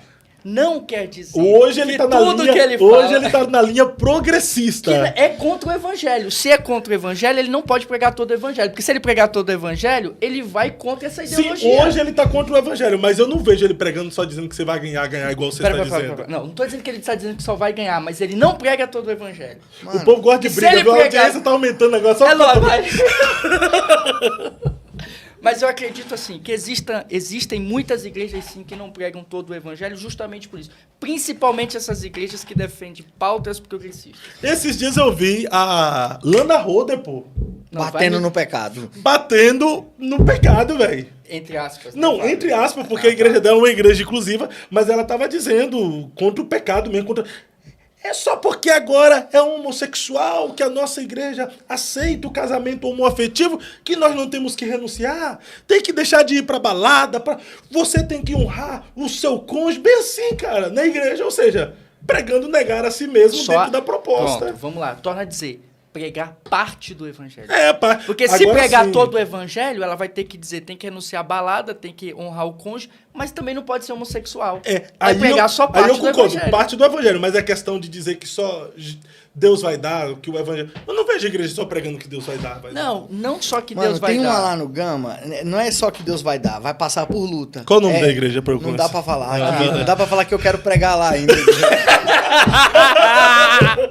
Esse é o Se eu verdadeiro falar, a porta vai itinerante. fechar. Já tá fechada a porta, aí se eu falar, nunca mais ela abre. Mano, é tipo assim, prega luta e vai melhorar. Mas assim, você nunca vai ver uma mensagem ali, um corte do expositor lá falando sobre o arrebatamento, sobre a transformação ali através da renúncia. A fundo, no máximo eles dão uma pincelada, entendeu? Assim, tipo, até porque senão fica muito estranho, né, mano? Pô, mas não entra no profundo da doutrina bíblica, nem falo sobre usos e costumes. Tu acha que a igreja deve falar sobre os costumes? Aí o que eles usam? Eles usam o seguinte, que isso é falado no discipulado. Esse discipulado é para quem? Quem é que vai lá? Para aqueles Ontem que vão mesmo- se tornar membro, É, poxa. ontem mesmo eu Não fui. tá errado. Tá bom. Vou te falar da escola dominical que eu vi ontem pra uma igreja que tem 25 igrejas no mundo. Entendeu? Um lote gigante com 500 cadeiras. Aí ontem junto eu cheguei lá para me hospedar. Terceiro subsolo, escola dominical, um professor e 4 ovelhas. Olha o discipulado deles. Um professor e 4 ovelhas. Uma igreja de 500 membros. Aí o discipulado aí quer dizer que ataque é só... Não, o discipulado é para aqueles que estão dispostos a se tornar A membro da ingressar, igreja. fazer parte da membresia daquela igreja. Mano, é que nem culto de ensino na Assembleia de Deus, dependendo das assembleias. É que nem culto de ensino. De 1000 membros, tem 30 lá no culto de ensino. Aí os que deixaram de ir pro cinema pra fazer não sei o que, vai ouvir taca. Uma, Só que mas aí tem um depende da detalhe. Assembleia. Depende da Assembleia, né? Não, eu tô falando que algumas, Não, eu tô algumas. falando. Mas assim, É, porque eu- tem o que muitas eu- igrejas que não tem mais nem culto de ensino, né? Eu quis dar um exemplo, porque não é o culto de ensino, aí em algumas igrejas é o discipulado. Exemplo, vamos supor, o culto de domingo é 3 cultos. 1000 para cada culto.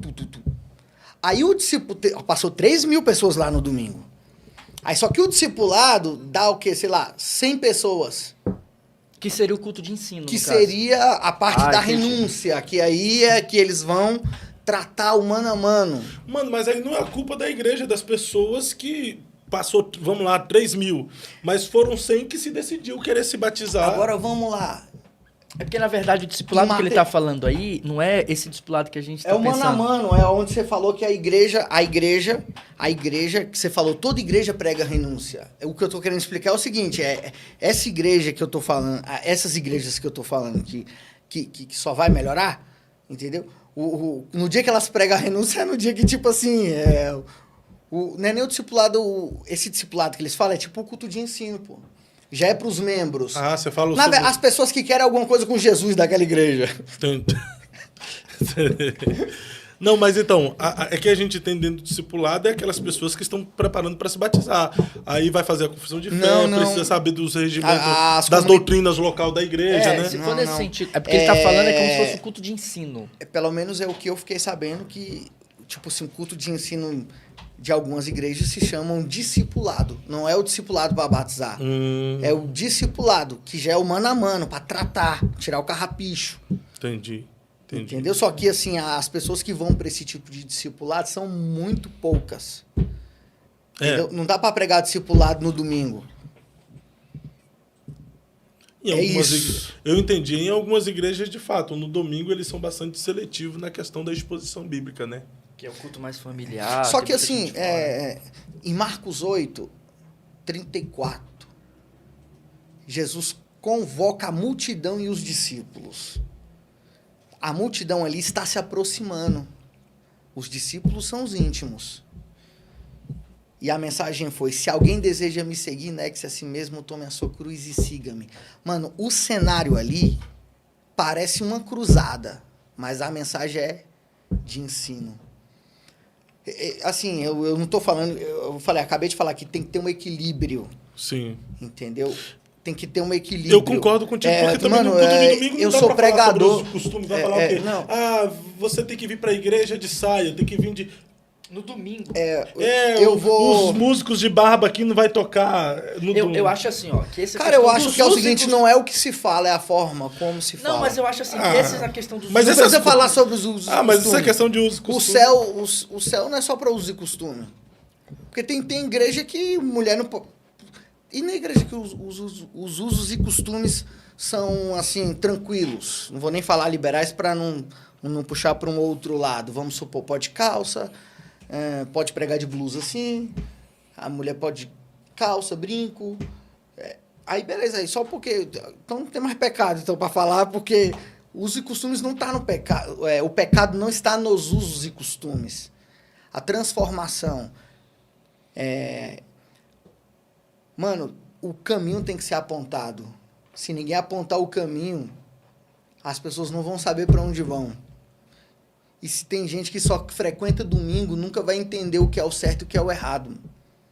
Porque não frequenta o culto aonde é que eles tratam mano a mano. Na verdade, hoje em dia, a igreja se tornou uma igreja domingueira. Não porque não ama Jesus, é porque a vida tá corrida. Então, o que está faltando em questão de pregar? Um exemplo. O que está faltando ser pregado aos domingos, na sua visão? Tem que ter o equilíbrio. É que nem eu te falei. Que nem eu falei agora. Até travou aqui. É o equilíbrio. Não precisa bater. Eu acabei de falar. Nem eu que sou pregador, não aguento apanhar todo culto, mano. Taca. Não dá, pai. Não dá, entendeu? Tem uma hora que eu quero ativar minha mente, uma luz. Pô, quero ganhar alguma coisa. Será que eu vou ter que ir na comunidade, pá? Será que eu vou ter que ir na comunidade para ouvir uma benção? Entendeu? Sim. Então, assim, é o equilíbrio, mano. O evangelho de Jesus, ele vai te tratar quando você precisa ser tratado, mas ele vai te honrar no momento que você... Exorta, consola, edifica, né? E honra. Exorta, consola, edifica e honra. A Bíblia diz que lhe foi-lhe dado um nome acima de todo nome. Jesus foi honrado. Sim. Então, ele é o exemplo. Sim. Então, você se converteu, entregou a vida para Jesus. E como se deu início, assim, o seu chamado para a pregação? A necessidade dos ouvintes em ouvir. Comecei no presídio, não sabia pregar, mas já pregava. Na verdade, eu sou evangelista. Eu sou ganhador de alma. Às vezes eu negligencio devido à demanda, correria, mas na verdade eu deveria estar na rua. Mais na rua do que no púlpito. Ou mais na rua do que em um trabalho secular. Só que acredito também que existe um tempo para tudo. E quem é o provedor é Jesus, e ele que sabe onde eu devo estar. Mas, pra você ter uma ideia, a minha sede foi tão grande em levar Jesus às outras pessoas. E, na verdade, uma das evidências da pessoa que teve um encontro com Cristo não é nem a experiência. Na verdade, é levar Jesus. Essa é a maior evidência. A pessoa que não tem desejo de compartilhar aquilo que ela recebeu, isso aí já revela que ela não recebeu nada. Pra você ter uma ideia, vi uns folhetos da rua, só que esses folhetos eram entregues em poucas quantidades. Na verdade, era um folheto para mim, um folheto para o outro. E eu fazia cópias desse folheto à mão, caneta, papel, e recortava. Eu recortava uma folha, acredito ali, numas 8 pedaços. Eu cortava a folha em 8 pedaços e escrevia o que estava escrito no folheto e evangelizava no pátio. Que legal. E pregava um monte de heresia. Você pregava heresia porque... É porque assim, mano, você não tem conhecimento. Você vai falar o que você não sabe. Então, mas se precisa ser falado, vou falar o que eu não sei, mas vou falar. Entendeu? Quem convence é o Espírito Santo. Então, pregava tudo errado, mas pregava, Jesus é bom, ele liberta. Acho que a única coisa que eu pregava certo mesmo era Jesus liberta. Quando queria inventar, não dava certo. Porque assim, a gente não tem um conhecimento. O que eu falo assim, pregar heresia é interpretar o texto errado. Até hoje, às vezes, a gente acaba interpretando. Mas assim, a questão não é a eficácia da mensagem, mas o poder que tem, né, em falar de Jesus. Então, comecei ali. A primeira pregação que eu preguei aqui fora foi dentro do ônibus. Eu estava vestido de branco, com a Bíblia na mão, eu abri em Romanos 10. Se com a tua boca confessares ao Senhor Jesus Cristo e crer no teu coração que Deus o ressuscitou dos mortos, você será salvo. Essa foi a primeira mensagem que eu preguei dentro de um ônibus na Asa Norte, em destino ao Gama. E aí eu passei a pregar nos pontos de ônibus. Na verdade, não era nem nos pontos de ônibus, era nos pontos do ônibus na rodoviária.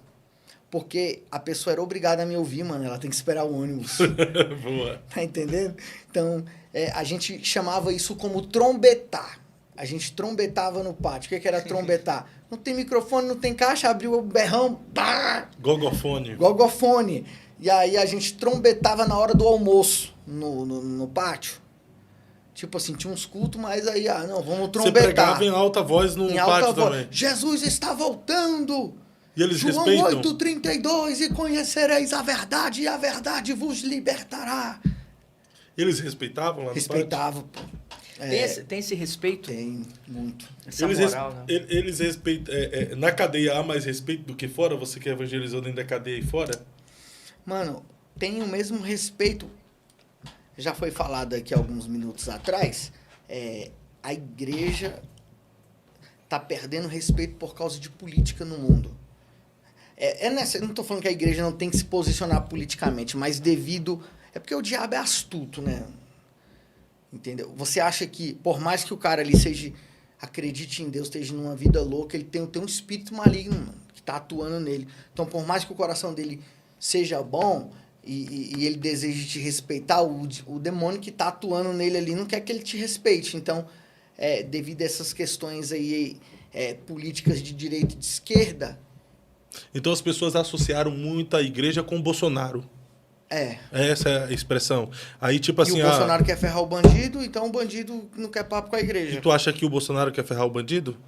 Cara, não é nem ferrar o bandido, ele estreitou o caminho, né? E o Lula abriu. Estreitou o caminho e o Lula abriu? O Lula deixou mais fácil para o bandido? Ele sempre deixa, né? Sempre deixa mais fácil. Que bandido facilita para bandido. Na verdade, né? quando o Lula ganhou, a cadeia virou.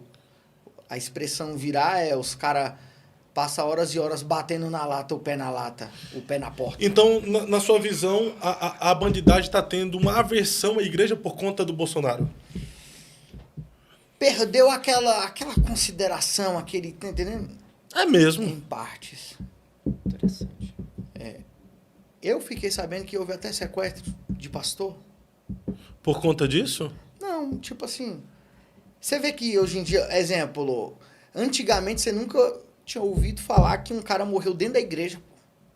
Agora aconteceu, passou numa página, o cara tava fugindo, o cara buscou refúgio na igreja, os caras assassinaram ele dentro da igreja. Entendeu? Em outros tempos... Isso não aconteceria. Os caras iam pegar ele outra vez. Então, mas não ia executar ele dentro da igreja. Então, na sua visão, foi um erro da igreja, tipo, se envolver muito com essa ideia partidária, colocar Bolsonaro no púlpito, dar oportunidade pro Bolsonaro? Cara, eu não vou falar que é errado, mas o diabo é astuto E tá usando e ele isso. sempre quis tirar essa consideração que o ímpio, o bandido, o homossexual tinha com a igreja. E essa foi a oportunidade que ele teve. Só que se a igreja não se posiciona, ela perde espaço e a direita vem e massacra. A esquerda vem e massacra. A esquerda vem e massacra, corta. Não tem como. Já estará no ar daqui a pouco. Já fizeram o corte aí, já colocaram essa imagem. Então, eles vêm e massacram. Então, essa foi a oportunidade. Acredito que o que tinha para ser feito foi feito. E tem que continuar fazendo, porém, são consequências. Mas boa essa fala aí, boa, porque a gente geralmente não pensa nessa perspectiva, né? Porque, assim, a igreja tinha muita... Eu não sei...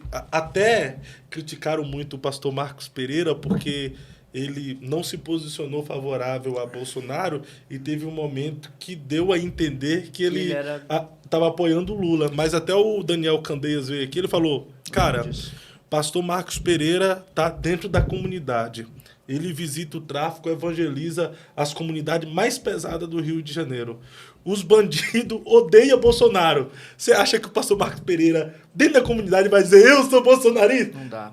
Não tem como, irmão. Fora que ele prega essa mudança, transformação, Essa né? transformação. Ele prega, tipo assim, Bolsonaro veio, bandido bom é bandido morto.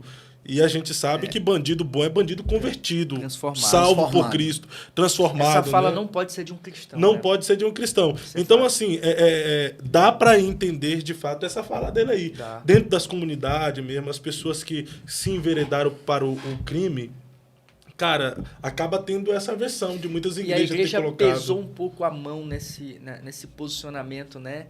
Em alguns momentos, assim, a igreja pesou a mão e errou em algumas decisões em relação ao bolsonarismo. Mas pesou por conta do quê, Danilo? Minha opinião. Pesou porque a igreja ficou muito tempo apolítica. E quando se envolveu, tava com sede. Agora, quando despertou para a política, falou, a gente despertou tarde demais. Aí Quis corrigir o tempo perdido. quis corrigir o tempo perdido em uma Única intenção. pré-idolatria. Quase idolatria, entendeu? Em alguns casos, chegou a idolatria. Idolatria. Teve até um convidado aqui que falou que era idólatra de Bolsonaro, idólatra do E conservadorismo. ele falou algo né? interessante, que ele trocou por um tempo... Pelo menos ele é sincero, né? Foi bem sincero, foi bem sincero. Assim, nós temos princípios conservadores e tal, e não sei o quê. Mas assim, realmente, poxa, a maioria dos que estavam nos QGs aí do Brasil era cristão, pô. Era. Entendeu? SOS, Forças Armadas, salve o Brasil. Não, os cristãos foram em peso para as ruas. A grande maioria eram pessoas... E tem gente pagando aí, né? Tem, Hoje. tá, até hoje. Quem não tá preso tá fugido. Então você começou a pregar evangelizando. E aí agora você tá no ministério itinerante. Qual o maior desafio da itinerância? Cara, o maior desafio da itinerância... Para você hoje, em seu contexto. Rejeição, desprezo, descrédito. Cara, não ter tem não ter um apadrinhamento. Tem tantas dificuldades. Não ter alguém que investe. Tem tantas dificuldades na itinerância que eu não consigo nem definir. Qual a maior? Cara, a maior é o interesse. É o quê? O interesse. Como assim o interesse? É o toma lá da cá. Tem muito isso, né?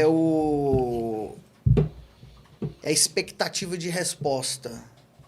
Itinerância é isso. Se resume em... na moral, se não for Deus na itinerância, o cara desiste, o cara para, entendeu? O cara se machuca muito porque ele vê muita... É muito desprezo, mano. É muito desprezo. Eu me lembro que eu fui... Cara, eu tô aí... Eu prego há 10 anos praticamente. Mas acho que tem uns 4 anos pra cá que as coisas vêm melhorando. E sempre acreditando no ministério. Eu trabalhei 4 anos de motorista de aplicativo porque eu não tinha agenda suficiente para poder pagar as minhas contas e viver no ministério. E você acredita que, por ser motorista de aplicativo, eu era desprezado por outros pregadores? É mesmo. Tipo assim, como que esse cara tem chamada e ele tá no aplicativo? Tá trabalhando. É porque o itinerante tem que ser vagabundo, não tem que trabalhar não, né? Não, é porque, tipo assim, na mente dele, ele falou, ele não tem agenda, então ele tem que trabalhar. Entendeu? Então, já que ele tá trabalhando, é porque ele não tem chamado. Eles estavam questionando, não tem chamada, é por isso que está trabalhando. Isso. Não era nem porque estava trabalhando, é porque não tem chamado, por isso Se trabalha. tem chamado, tinha que ter agenda. Não tinha agenda, tava trabalhando. Eu tenho que ter, Não tem que passar pelos processos, não. Não existem os processos da vida, não? Então, acredito que também... Cara, eu ouvi uma frase... Eu vou até falar o nome, logo vou entregar tudo aqui. Tá passando da hora já, irmão. Tô tentando de toda forma aqui fazer você Tem entregar. que falar tudo. Mas Pastor William... Acredito que o sobrenome dele é William Santos, de São Paulo. William Santos, de São Paulo. Ele é bem reconhecido lá. Eu levei ele na minha igreja para pregar, num culto de domingo que eu estava dirigindo. Paguei as passagens dele, busquei ele no aeroporto. E ele me disse o seguinte, ele disse, lá em São Paulo, a galera que é reconhecida ou que é empresário, na verdade é empresário, e anda de carrão. O cara é empresário, pregador e anda de carrão. Ele tem as portas abertas, as pessoas se relacionam. Aí eu falei, agora deu ruim pra mim, porque eu tô de Uber, o carro é financiado.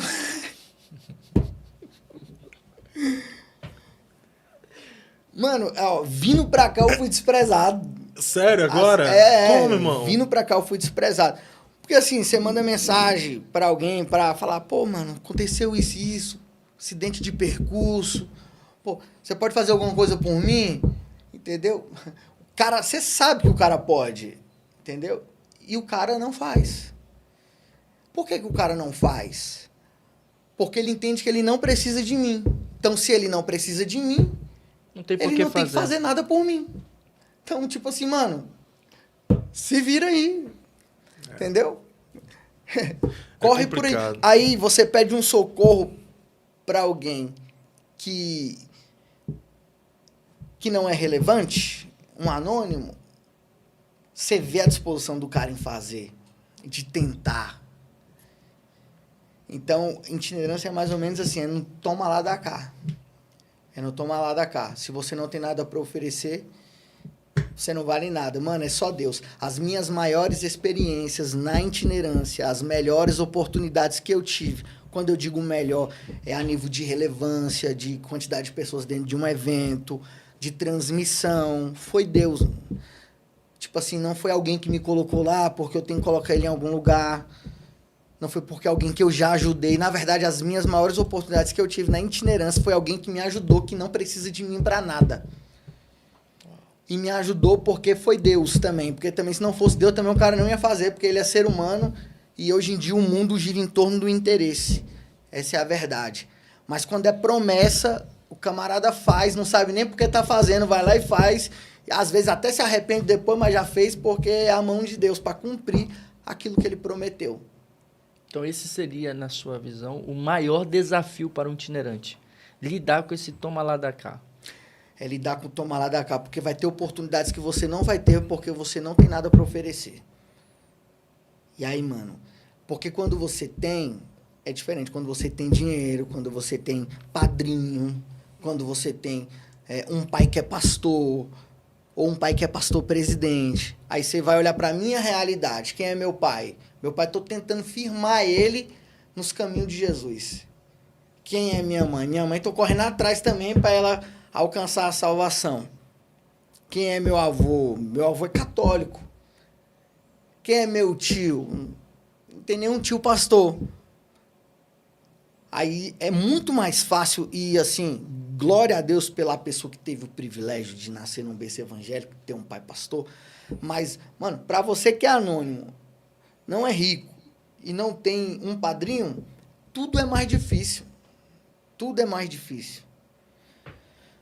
Tudo é mais difícil. Mas eu tenho uma mensagem que eu prego ela há muitos anos, que é a mensagem no Salmo 92, que fala sobre a palmeira e fala sobre o cedro. Mano, ó, o cedro, ele cresce lentamente. O estudo diz que em aproximadamente 3 anos o cedro cresce 5 centímetros, porém as suas raízes se desenvolvem aproximadamente 1,5 metro. E cedro na Bíblia simboliza poder, resistência e vida longa. Então todo aquele que espera o tempo recebe poder e terá uma vida longa. Só que o maior problema é você lidar com esse crescimento lento. Porque, ó, em 3 anos, o crescimento 5 centímetros, Fábio, é muito pequeno. Sim. Não dá para ser visto. Plantado há muito tempo, cresceu pouco, é pouco visto, mas já tem raiz profunda. E no processo do crescimento, quando as raízes estão se desenvolvendo, ninguém enxerga. Mano. Porque as pessoas só enxergam daqui para cima. Daqui para baixo é só você e Deus. Daqui para baixo é desprezo, é monte, consagração, é você acreditando. Eu deixei Hoje eu me arrependo. Mas meu avô pagou não, ele pagaria uma faculdade de administração para mim. Eu não quis porque eu queria ficar estudando a Bíblia e indo para um monte. Hoje eu não faria isso. Eu estudaria, continuar acreditando no chamado, mas eu não apostaria tudo. Hoje eu estou vivendo bem? Tô, mas eu não apostaria tudo. E assim, pode ser até um sentimento de frustração, talvez, para alguém que está aí no gás começando, mas se você tiver uma oportunidade de alguém que vai pagar a sua faculdade, que vai investir em uma área técnica, faça tudo. Tem um amigo meu aqui no Paraná, só que é lá pro interior, eu preguei no Paraná. A minha primeira viagem foi a pior viagem da minha vida. A única coisa de bom que aconteceu lá foi porque eu ganhei algumas almas para Jesus e esse garoto virou pregador e hoje em dia ele é itinerante lá. E ele é barbeiro. E eu falo para ele, falei, mano, não abandona a barbearia, fica cortando cabelo e pregando, cortando cabelo e pregando. E teve um podcast que vocês fizeram aqui, o pastor do Rio que estava aqui tinha 2, o Fontoura e o outro. É o... Clésio de Araújo. O Clésio. Clésio. O Clésio falou um negócio e você fez uma pergunta, ele disse assim, quando viver da obra? Quando você não tem mais tempo para trabalhar. Hoje você se sente frustrado, cara? Cara, o único sentimento de frustração que eu tenho é porque, tipo assim, por que que, tipo assim, eu não fiz a faculdade que o meu avô me deu? Tá entendendo? Hoje eu tô bem, graças a Deus, eu não trabalho. Não porque eu sou vagabundo. Eu tô aqui estralando, você tá olhando, pô, o cara toda hora, todo torto aí. Minha esposa ainda falou pra mim ficar bem posicionado. E eu fico estralando. Isso aqui, ó, isso aqui é resultado de trabalho, mano. Isso aqui é vários pontos de inflamação. De tanto dirigir. Eu dirigi um carro, eu dirigi ele 280 mil km. E vendi ele. E ainda trabalhei depois mais um ano. Então, hoje eu não trabalho porque eu não preciso. E aí, o tempo que eu tenho, eu uso para me dedicar. Exemplo, se eu tivesse fichado, eu não estaria aqui. Sim. Mas o único sentimento de frustração que eu tenho é de não ter estudado, entendeu? Me formado em alguma área. Porque, assim, Deus não depende de eu me isolar para o ministério para me usar. Eu poderia muito bem, exemplo, ter feito aquela faculdade de administração. Meu avô me deu uma loja, eu montei uma loja de celular e manutenção. Cara, eu falei a loja num ramo que mais dá dinheiro. Você tá ali. Agora tu me pergunta, por que eu falei a loja? Por quê? Mano, porque eu só queria ficar estudando a Bíblia lá, em vez de me profissionalizar. Você se arrepende? Hoje, que não eu tô te falando, hoje eu tô bem. Mas assim, Se arrepende? cara, eu me arrependo de não ter feito outras coisas. Entendeu? Sim, entendi. De ter apostado tudo. Graças a Deus eu não perdi. Eu tô bem. Eu tô aqui, é uma honra pra mim estar aqui hoje. Entendeu? Eu prego em alguns lugares e assim... Mas você deixou muitas oportunidades boas passarem, né? Porque na minha mente, tipo assim, pra mim viver o chamado, eu teria que viver só o chamado. Eu não poderia... Por que hoje os filhos dos pastores não vivem o chamado? Eu vou bater agora nessa tecla aqui. Por quê? Porque os caras sabem, mano, que o chamado é muito arriscado. O cara não quer aquilo ali pro filho dele. Então, exemplo, o filho dele vai viver o chamado depois que ele se forma na faculdade de administração, de direito, de medicina, depois que casa. Cara, assim, a gente tá na igreja por causa de Jesus, mas se for para analisar algumas coisas, o cara pega um cara que saiu do tráfico, na sede que eu tava, aí coloca para evangelizar, para ficar nos cultos, enquanto os filhos deles estão na faculdade e vão pro culto só no domingo, mano. Escola dominical, porque o cara tem que estruturar a vida dele. E tem que ser consagrado, né? E precisa bem na escola dominical. Aí é só depois. Eu convivi com um pastor que os filhos deles nasceram no berço evangélico e quando eu deixei de congregar com ele, um dos filhos dele tinha 20 anos.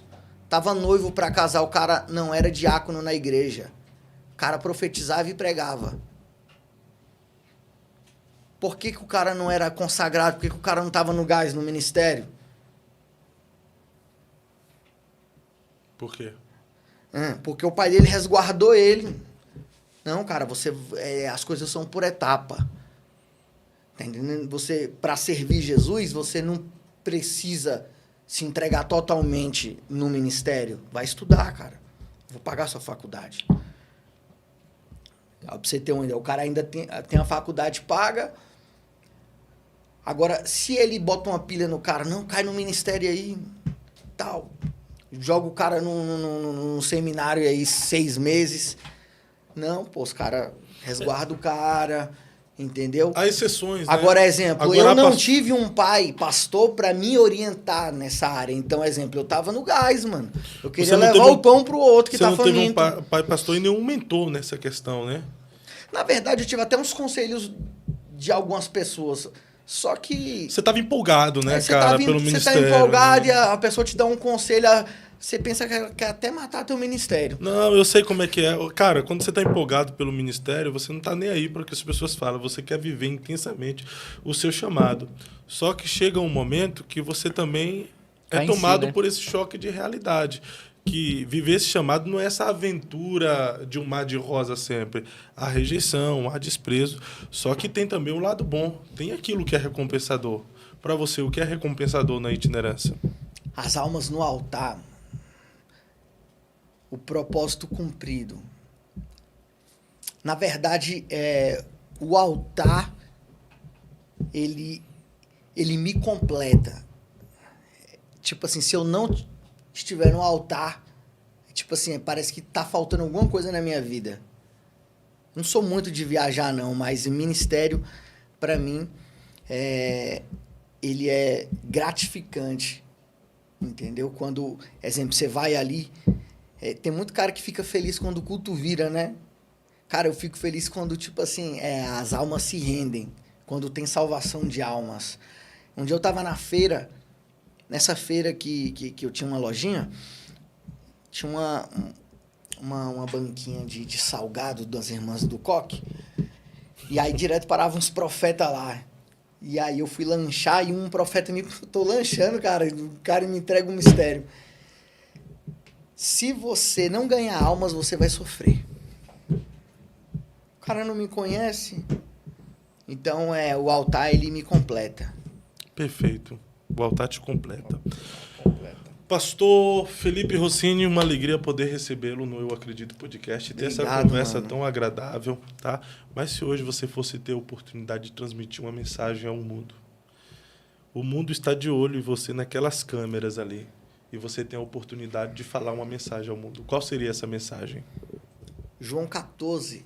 Jesus é o caminho, a verdade e a vida. Quem tem Jesus não precisa de nada do que o mundo proporciona, porque Cristo é suficiente. Perfeito. Na vida, alguma pergunta que você gostaria de responder, mas nunca te fizeram? Cara, por que você não me avisou dessa pergunta antes? Não me vem à memória, mano. Não tem? Nessa mesa aqui, alguma pergunta que você gostaria de responder, mas a gente não te fez? O que é sucesso? Considere a pergunta feita, Felipe Rossini, para você o que é sucesso? É estar no centro da vontade de Deus. É estar no centro da vontade de Deus. Encerrando o nosso bate-papo aqui, Felipe Rossini, o que é a vida? Cristo. Rossini, Felipe, o que é a vida? Rossini e Felipe, o que é a vida? Mano, travou. Tá ao vivo mesmo? Valeu, Danilo. Mas não, deixa suas considerações aí para a gente encerrar. Quero agradecer ao Fábio, toda a equipe, pastor Fábio. Como é o nome dele mesmo? Danilo. Tá ao vivo mesmo, né? Danilo, Leonardo Dal Negro. Obrigado, Danilo. Obrigado, Leonardo. Foi muito bom estar com vocês. Mano, é extraordinário aqui esse momento histórico. Vai ter muito corte. Tem coisa boa aí. Tem coisa boa chegando. Sem palavras para agradecer. Até porque, mano, a forma como você me recepcionou. Até te falei ontem, né, pelo telefone, no WhatsApp. A gente nem se conhecia, né? Era só de ouvir falar. Sim. E você honrou muito a minha vida e acredito que Cristo, ainda nesta vida, me usará para Amém. retribuir. Como a gente faz mais por ter um princípio, uma cultura de honra, de receber os nossos convidados aqui de forma honrosa. E você é o nosso convidado, é por isso que nós honramos. E da forma que nós te honramos, desejamos que Deus esteja te honrando onde quer que você for e onde quer que você estiver. Que a sua família seja uma bênção, que o seu ministério seja uma bênção e abençoador para muitas vidas. É isso aí, nós estamos encerrando mais um episódio do Eu Acredito Podcast. Semana que vem, com a graça de Deus, estamos de volta. Valeu, Danilo, pela parceria. junto. O Danilo é o cara dos cortes. Tudo É que nóis. tiver aí de corte, tá? Sou Se eu. quiser reclamar, Reclama com o Danilo. E pare de ficar comentando contra mim aí nos comentários. Cara, eu nunca vi eu apanhar tanto nos cortes, velho. Por que eu Gente, apanhei? os cortes, eu faço os cortes, aí eu mando pro Fábio. Fábio, você tá apanhando. Não, eu já vi. É muito bom isso. Ô, Léo, por que eles me batem tanto, Léo? É assim, ó, ele não é esquerdista não, gente. Ele só levanta a bola pra ver se traz Pô, conteúdo. eu tenho que apresentar o contraditório pros convidados, porque se não apresentar algo diferente, um pensamento diferente, igual vem aqui alguém batendo no Ministério Pastoral Feminino. Se eu não for a favor, acaba os argumentos, né, Léo? Então eu tenho que... Você é esquerdista, sim. Eu sou esquerdista. Boa tarde. Boa tarde. Acabou. Eita. Cortou. Você sabe que eu não sou esquerdista, né? Cortou? Agora tá dando. Você cortou, né? Segue. Não, tá Você não cortou, não? Não, tá ao vivo. Oxi! Tá ouvindo? Eu vou nessa. Até mais, gente.